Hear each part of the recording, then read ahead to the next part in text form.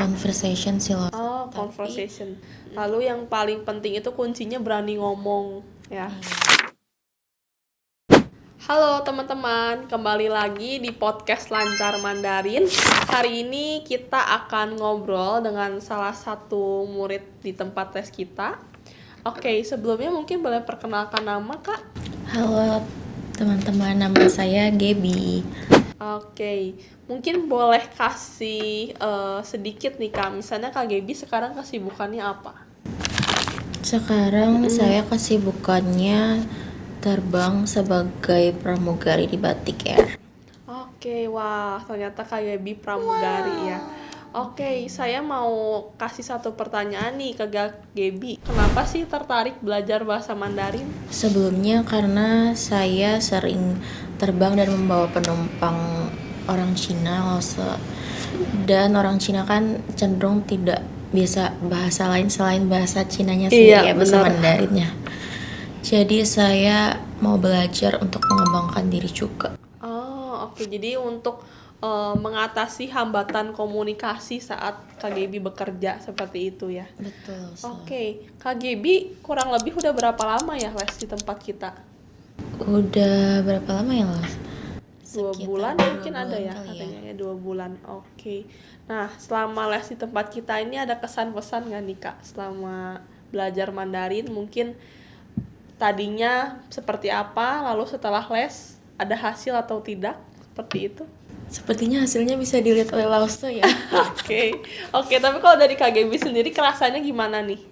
Kerasanya sih awalnya sih sulit ya, tapi karena Lause yang selalu membimbing, selalu sabar ya menghadapinya.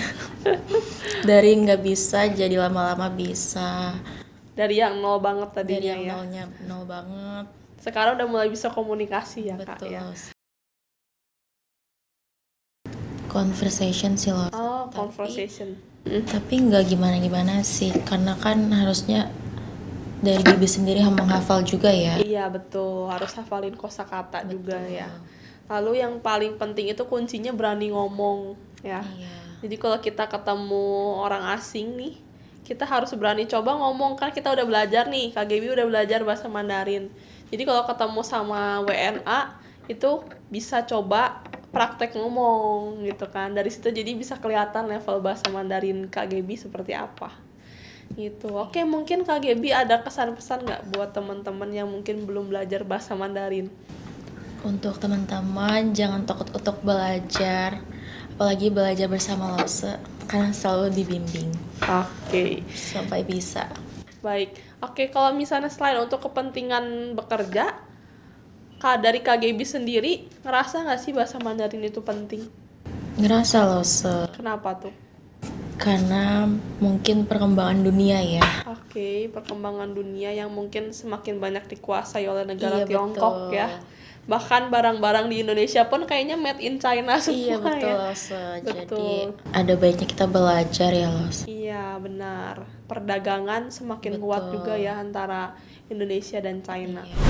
Oke, paling segitu aja podcast dari kita. Terima kasih banyak buat waktunya ya Kak Gaby ya. Semoga ilmu yang sudah dipelajari di tempat kami bisa bermanfaat untuk kedepannya. Oke, sampai ketemu lagi teman-teman. Bye-bye.